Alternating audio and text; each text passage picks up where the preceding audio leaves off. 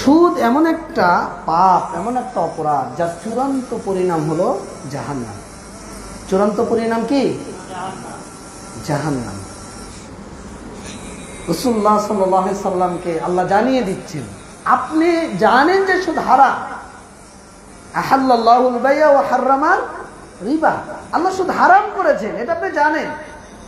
এটা জানার পরেও সূরা বাকারা 275 নম্বর আয়াত আল্লাহ রাব্বুল আলামিন বলেছেন, ওমান আদা,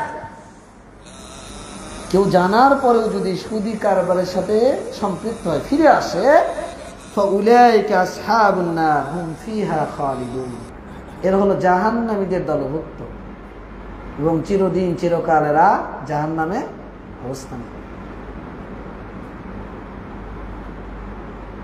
রাসূলুল্লাহ সাল্লাল্লাহু আলাইহি ওয়াসাল্লাম মিরাজে গেলেন। সহিহ বুখারীর 1386 নম্বর হাদিস 1386 নম্বর। তো মিরাজে গিয়ে রাসূলুল্লাহ সাল্লাল্লাহু আলাইহি সাল্লাম 4 শ্রেণীর মানুষ জাহান্নাম আল্লাহ তাকে দেখিয়েছেন। 4 শ্রেণীর মানুষের আযাব তিনি লক্ষ্য করেছিলেন। কয় শ্রেণী? 4 শ্রেণী। তো আল্লাহ রাসূলকে যখন ফেরেশতা দেখাচ্ছেন, আল্লাহ রাসূল বারবার প্রশ্ন, এরা কারা? এক শ্রেণী মানুষের চোয়ালকে ফেরে কি করা হচ্ছে? চোয়াল ফাড়া হচ্ছে। আল্লাহ রাসূল জিজ্ঞেস করেন, এরা কারা? এক শ্রেণী মানুষকে পুজ রক্তের নহর, এর মধ্যে তাকে কি করা হচ্ছে? সে ওর মধ্যে আছে, ওঠার চেষ্টা করছে, পাথর মেরে তাকে আবার কি করে দেওয়া হচ্ছে? ওর মধ্যে রাখা হচ্ছে। আর এক শ্রেণীর মানুষকে আল্লাহ রাসূল দেখলেন, ওই যে আমাদের তন্দুর রুটি আছে না, আমরা খাই, তন্দুর যেখানে বানায় ভিতরে অনেক গভীরতা আর মুখটা খুব সরু। তো এরকম তন্দুরের মতো আগুন যখন উপরে উঠছে তারা উপরে উঠে যাচ্ছে, আবার যখন নিচে নামছে তারা নিচে চলে যাচ্ছে। আর এক শ্রেণীর মানুষ মাথা উবুর করে মাথাকে পাথর দিয়ে চূর্ণ বিচ্ছিন্ন করে দেওয়া হচ্ছে। তা আল্লাহ রাসূল প্রশ্ন করলেন, এরা কারা? ইনতালিক, আল্লাহ রাসূলকে বলা হচ্ছে আপনি চলেন, চলতে থাকেন।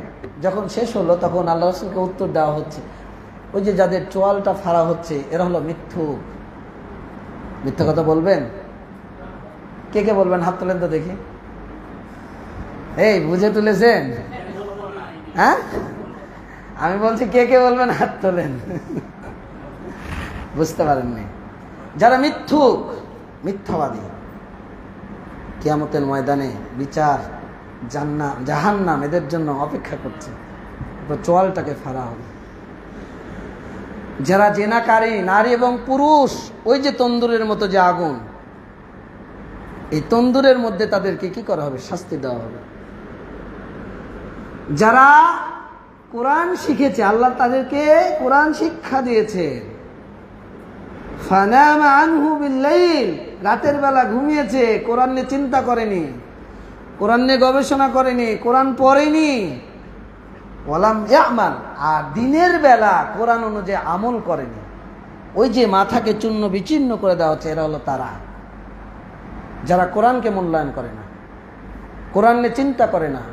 ওই যে কবরে প্রশ্ন করা হবে, তখন বলা হবে হা হা লা আদরি, মুনাফিক, কাফির, বলবে লা দারাইতা ওয়ালা তালাইতা। কোরআনের 2টা বিষয়, একটা হলো চিন্তা গবেষণা করে সেখান থেকে জ্ঞানটা নেওয়া, উপদেশটা গ্রহণ করে হেদায়েত লাভ করা, আর একটা হলো তেলাওয়াত করা। তো ফেরেশতা বলবে তুমি চিন্তাও করনি, গবেষণাও করনি, তুমি পড়াশোনাও করনি, তাকে কি আদর করবে? জামাই আদর করবে? কি করবে বলেন তো?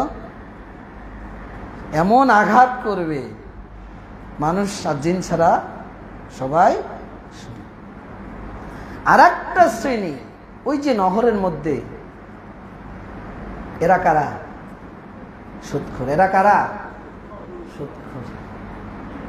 এই যে সুদের ভয়াবহতা, এই ভয়াবহতা থেকে আমাদেরকে নিজেকেও বাঁচতে হবে, নিজের ভাইকেও বাঁচাতে হবে। আমরা পারবো না ইনশাআল্লাহ।